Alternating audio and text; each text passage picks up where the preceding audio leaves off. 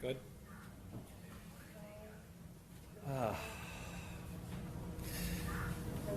Well,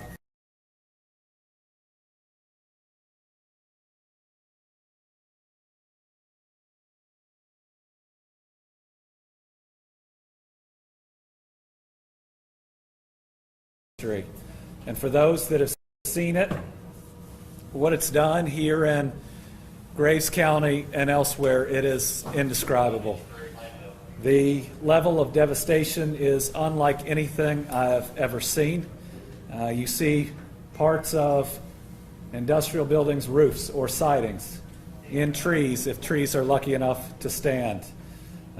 Huge metal poles bent in half, if not broken, buildings that are no longer there, huge trucks that have been picked up and thrown, and sadly far too many homes that people were likely in entirely devastated. This will be, I believe, the deadliest tornado system to ever run through Kentucky. You know, earlier this morning at about 5 a.m., we were pretty sure that we would lose over 50 Kentuckians.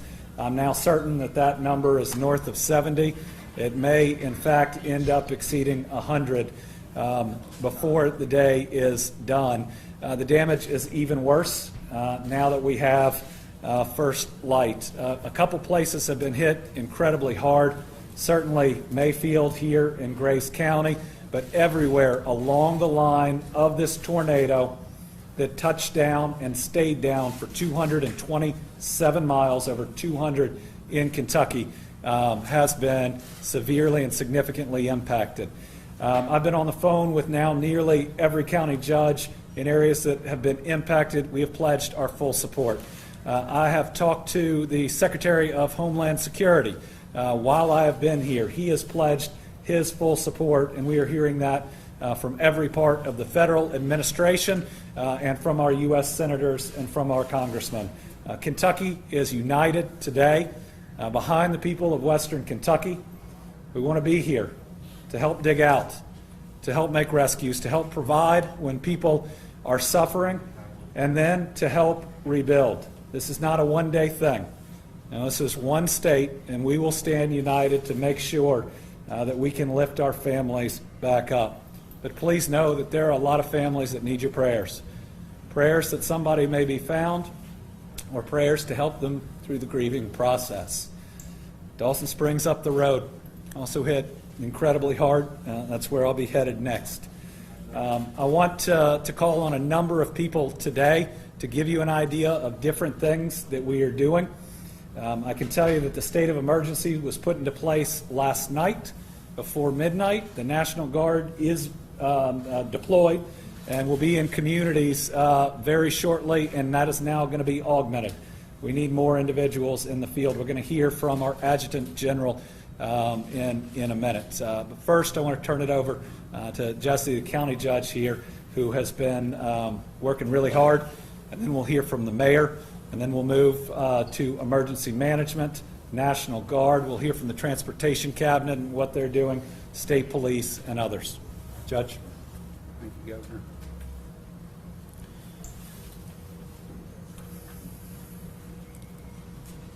You know, this is probably the toughest day of my life right here. When you run for office, you don't know what to expect. But when you see your communities and your county in this kind of situation, it's tough. It's tough on our communities. It's tough on our families. You know, last night I was with my family, and I was watching. We were watching this storm, and we were watching Noah and Trent with the weather, the Local 6, and you know, those folks did a really good job of informing of what was going to happen, and but I had an eerie feeling about it. I can tell you that. I didn't really feel good about it. And as this thing was, as the governor said, for the 200 miles it was on the ground, watching it head toward Graves County, you know, that it was a reality at that time. So the only thing I can say to you all at this time, what we need from everyone is we need your prayers, we need your help. The governor, our federal and state, local, everyone, so many surrounding counties. Judge Clymer is here with us, our adjoining county. Our local officials, right now, you want to know where heroes are. They are out here in the trenches, trying to find people. That's what they're doing right now. And they don't ask for nothing. They just want to resolve the situation and help somebody. There are people coming from all over the country here right now. We are very blessed with what we're having with the help and the situation. Our sheriff's department, and I'm not going to start naming folks. Our police department, our fire departments, our volunteer fire departments, our EMS, our hospitals, our health departments. So many are out there right now, and they're going through. And you know what's? We are all here, and right now there are still streets and roads that are blocked. People needing help. So I ask you, prayer, prayer, prayer. Please pray for these folks. They will need supplies. The governor's helping with his administration to help get supplies in here to Graves County. But what I'm saying to you is, if you just need, somebody might just need someone to talk to. Right now, Mayfield High School, there's 50 people waiting to go somewhere. They have nowhere to go. They just need somebody to talk to. And we are in this warm room right now, so just realize that there are people still cold. The temperature's going to drop tonight. So we're going to be in a situation there. We have no water here in Graves County that affects a lot of the rural area in Graves County. We're going to work through that with Mayfield Water and Electric and a lot of our utilities. The power is out, Mayor, for several miles around the city. There again, I'm asking for each and every one of you to pray for our community. Thank you. When I'm always asked about what's the best thing about Mayfield and Graves County, quickly my answer is the people. And what's happening today is exactly what we do best. We have been hit, our Commonwealth has been hit, people we love have lost loved ones, and our hearts are broken because the people that we work with, the people that we know, our families are hurting. So I echo what Judge Perry has just said. I've heard from so many mayors across the Commonwealth and people I went to high school with and college with, what can we do, what can we do? And right now what we need from people who aren't standing in this room and directing other people is just to pray for us. And we will be fine. It's going to take us a while, we will be fine. But today we're going to focus on those who have lost so much. And that's where our hearts are, with them who have lost the people they love and the property and the way they make a living. So pray for us, stand with us, and we will come out stronger because of this. Thank you. Next, we'll hear from Director Dossett from Emergency Management. We have an incredible team locally here, augmented by the state. I've watched it all firsthand, being in the Emergency Operations Center since about 1 o'clock this morning and hearing the reports, but also the response come in real time. I believe within the hour or so, we will have a federal disaster declaration. I've been assured that by the Secretary of Homeland Security and folks at the White House. It's going to let us be reimbursed quicker. It's going to bring some additional resources here. We will see more resources coming into this area to respond to this disaster, I believe, than we've ever seen. Director Dossett. Thank you, Governor. And my first comments are to those families of those we have lost. My sincere hope for a speedy recovery. We'll be with you for weeks, months, and years in this fight. Already you've seen neighbors helping neighbors. That's what Kentucky do. Thank you to the judge and to the mayor. We're here with federal support and state support. As the governor indicated, We have the Kentucky Transportation Cabinet already on the ground. The National Guard is here. The governor has spoken this morning with Deanne Criswell. She is the FEMA administrator. Already in progress on the highway is a FEMA USAR team, which will assist Graves with the search and rescue out at the plant. We have a power assistance package coming, generators that can power up to a facility as large as a hospital. We have an IMAT team. These are incident management teams that organize the entire effort for weeks. We have an incident support team, which will come right here in Graves County and assist in organizing the search and rescue efforts. I want to thank Louisville Jefferson County Metro EMA, came down, got on the road within 2 hours, and they brought assets from Pleasure Ridge Park, and they're going to be staying for several days. And thank you most of all to all the first responders. You are the true heroes. You were out while the wind was still blowing and the thunderstorms were passing through and the squall lines were here. So thank you for that. We're also looking at, as the governor indicated, we are asking FEMA for immediate reimbursement for Category A and Category B damages. Many of you know what that is, and that will be an immediate process. We have teams from Kentucky Emergency Management. We're sending an IMT team down here as early as tomorrow. So the resources are flowing. We have water on the road. I know your water system was destroyed, including the tower. We also have just had a generous offer from Walmart to start doing drop shipment of bottled water, and we'll continue with that.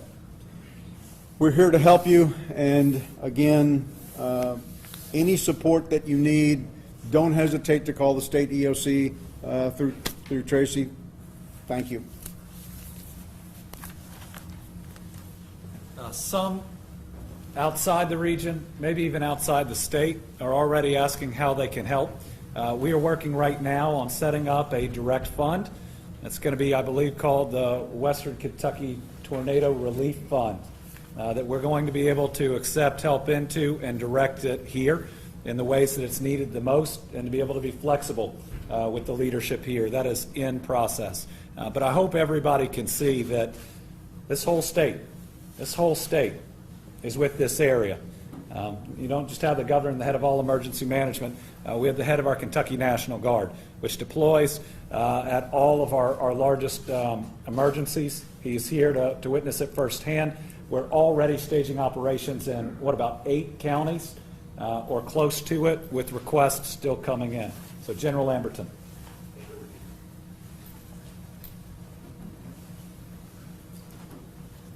Thank you, Governor. And just to share with everybody here at this junction, literally as I speak, and as the Governor insinuated, we've got guardsmen from other communities that are en route to Graves County right now.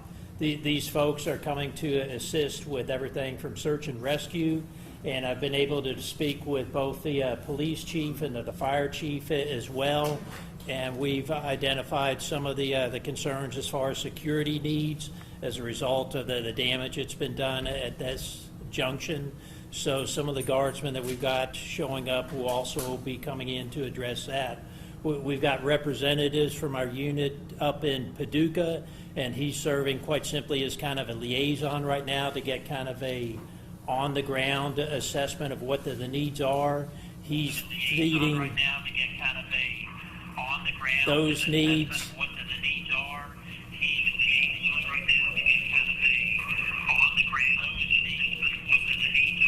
What that phone said. Wait a minute, that's this one. There we go. Apparently all I do is pick it up. Just wanted to be sure that you all are tracking what I was saying, so it was redundant at this junction. But the liaison I just mentioned, so he's feeding back to his unit in Paducah what some of the other situations pertinent where we, the Guard, can assist with, and folks will be coming forward from his unit as well. We're tracking this in our JOC, our Joint Operations Center that's up in Frankfort. They're working with the folks out of the EOC, the Emergency Operations Center, to coordinate all of the support coming to you and prioritize whether it's a civilian agency, an emergency support function, or a National Guard asset, that it serves the community here, and we'll maintain that contact chief to be sure that we're addressing whatever you and your folks identify on the ground. Thank you. I think as of this morning, we deployed a little over 180 National Guardsmen. We are increasing that number as more requests come in. Also trying to use our armories in different areas like Taylor County and others as a place of refuge for people. I know one of the big challenges is debris removal. So I wanted us to be able to hear from the Transportation Cabinet that I know is working with so many folks here. I think we're going to hear we got more than 50 people that are out there right here in the area, and I've said if there are any others, it's time to get them in their vehicle. Thank you, Governor. So just to give you a brief overview of the Transportation Cabinet here in District 1, we covered the 12 westernmost counties.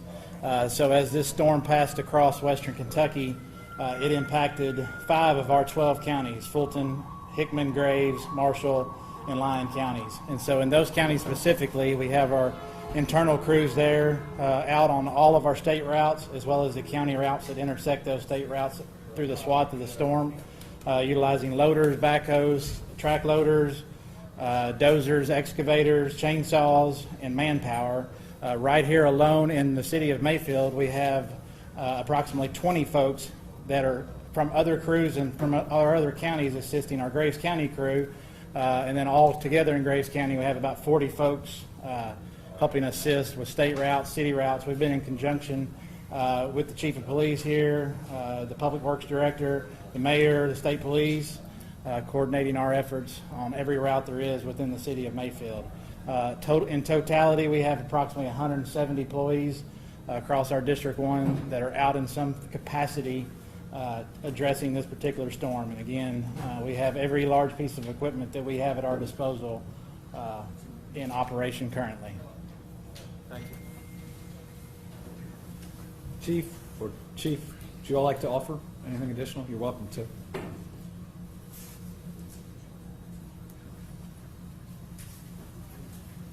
Oh, I wanted to make sure we had an opportunity to hear directly from them. They've been doing this work through the night. Then we'll hear from the state police, and we'll open up for questions. I do want to thank ATF that is here, bringing in even more individuals to help out. We appreciate our federal partners. My name is Jeremy Creason. I'm the Fire Chief and EMS Director for the City of Mayfield. Just a quick update. First, our priority one right now is the MCP candle factory. That's where the bulk of our assets are right now. Still working through rescue and recovery operations. It's a large facility that was devastated in this tornado, so it's going to be a long, difficult job. But we've got good crews out there. We've got a lot of help from across the state coming in. We're very thankful for that. As of right now, our EMS volume has stabilized. We also have a lot of EMS crews coming in from across the state. As of right now, 11 different counties have sent ambulance crews to Mayfield to assist us. I can't say thank you enough for the help that we've received. Everywhere from our neighboring counties to Vanderbilt, the Kentucky Board of EMS has allocated, we hope, an additional 8 ambulances from all over the state of Kentucky to come in and assist us. I want to thank ARIVAC. They have not only conducted 4 scene flights of critical patients, but they've also allocated staffing from other bases to come in and assist us on our ground operations. Overnight, we had 4 structure fires. That very difficult to get to the fires. Once we did, with the help of our volunteer departments in the county, we were able to get each of those fires extinguished. So that threat is under control. we're dealing with some issues right now. Station 1, which is our main station and the hub of our department, we were in the direct line of the tornado yesterday, so that station is fully inoperable at this point. We had to extricate our own fire and EMS apparatus from that building just so we could respond last night. So today, my next priority is going to be to find a new station and a temporary home for 45 firefighters and our apparatus. But again, I just want to thank all the support that we've received across this room, across the state, the people that have called and just showed up to help. I can't say enough just at how honored I am at the love that we've been shown by our neighbors. So thank you.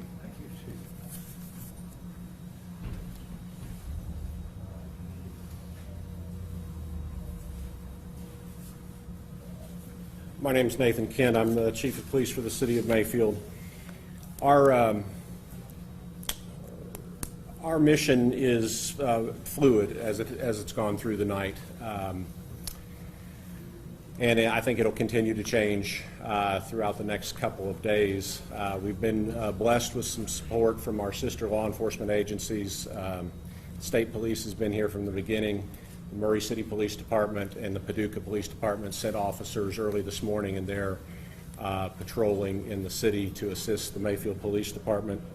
One of our biggest challenges in the days to come is going to be interoperability and communications. We've lost some of our assets here in the city. State Police Communications Branch is assisting us with that and bringing radios that will allow all of our first responders to be able to communicate not only with the post but with one another. So we're anxious to get that component in place. In addition to the fire station, our police station was destroyed in the storm. The bulk of our fleet that was parked there has also been compromised. But we are making do. Again, we're borrowing vehicular assets from other departments and been very gracious to bring manpower again long before the sun came up this morning. The Mayfield Police Department will begin 12-hour shifts later this evening. We've sent some of our people that had been out 24 hours to get some rest while these other departments were here to help us. Beginning tonight, we'll provide a 24-hour patrol again beginning this evening. The mayor and the judge executive of the county have spoken, and there's going to be a curfew put in place for this evening beginning at 7 p.m.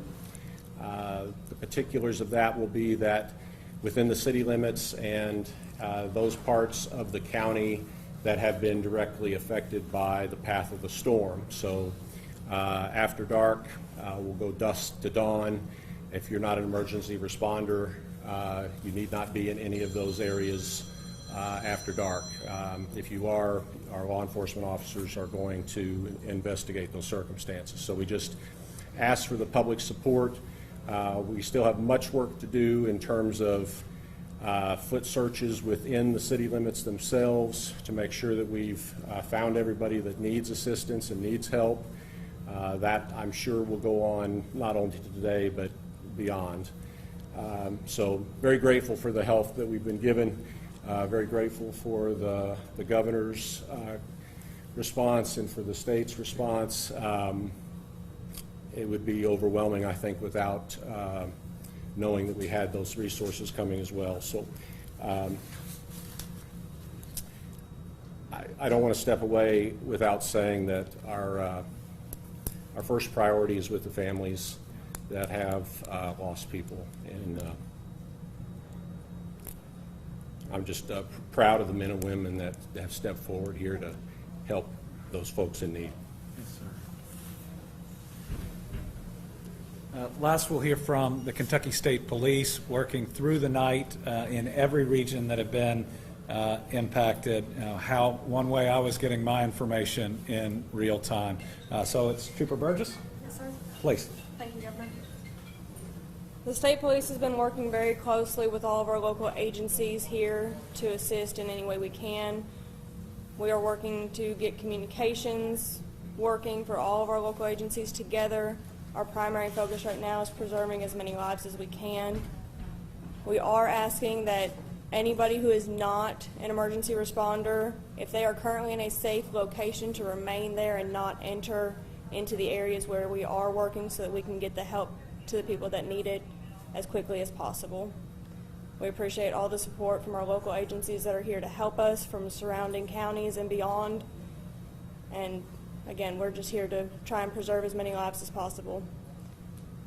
Thank you. All right. We'll open it up for questions. If you just start by who the question is for.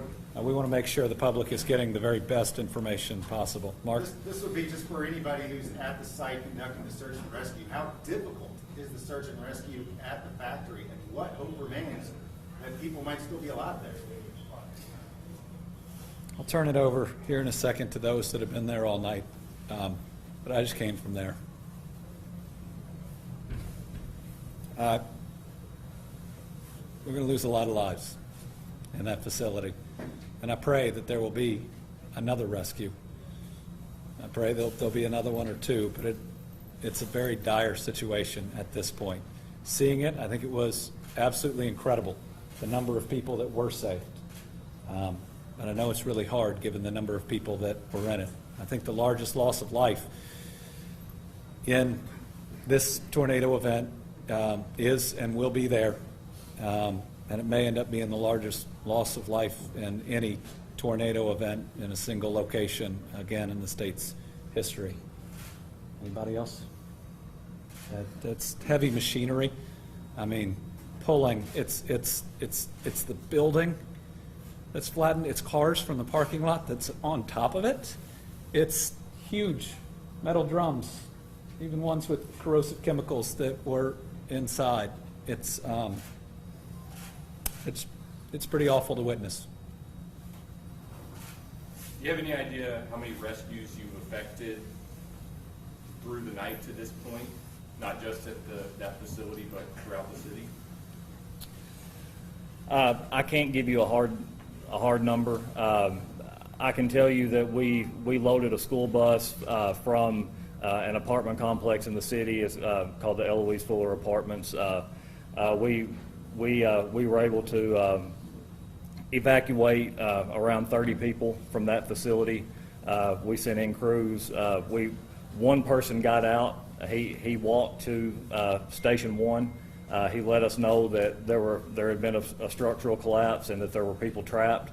So we immediately sent our crews, and just from that one apartment complex, we had around 30. Overnight, we have at MCP. There was a steady flow of walking wounded rescues. We have been working tirelessly through the night, and not just my department, but many departments. And through, it's dangerous out there. As the governor said, we just left, and I walked up, and as soon as I got within 15 feet of the rubble, I see 55-gallon drums with corrosive placards that are turned over, crushed, leaking out. There is the structure is just a pile of bent metal and steel and machinery, and there are crevices. The city of Paducah Fire Department's confined space rescue team, they worked for the entire night rescuing victims. The city of Murray sent their USAR team downtown to assist, and they were able to save many victims. And we had to, at times, crawl over casualties to get to live victims, to get them out, and mark those casualties as we work our way through the rubble. That's just a picture of what they're dealing with down there. So I cannot give you a hard number right now because they are scattered all over the county. And a huge area there at MCP. So. Well, and I certainly believe across the state there have been hundreds of successful rescues. I think one of the difficult facts right now is I think the last successful rescue at the factory was what, 3 a.m.? Around 3:30. It was around 3:30 a.m. What have you seen elsewhere in the state? Have you been to Dawson Springs yet, or is that later? Or? I'm headed there next. Okay. What else do we know about significant damage in other parts of the state? So first reports are a good portion of Dawson Springs is gone. We're standing up the National Guard to go door to door there. Muhlenberg County has lost at least 10 individuals there, and it wasn't hit as hard as some others. We've had damage in so many counties. We have at least one casualty, if not more, in Caldwell County. We've had some in Warren County, but there will be probably up to 10 counties that we lose Kentuckians in. I think here in Hopkins and Marshall and maybe Muhlenberg, we will see some of the larger numbers. Can you tell us more in reference to the rescue recovery at the factory? I know it needs to be insensitive. How many people so far have been rescued or recovered, if any, and their condition, if you can? I think the approximate count is 40 individuals that have been rescued from that facility. There were about 110 in it at the time. Now, obviously, there's some sensitivity until families know and are certain, and we still hope and pray that there's still some opportunity for others. All right, thank you all very much. Thank you all.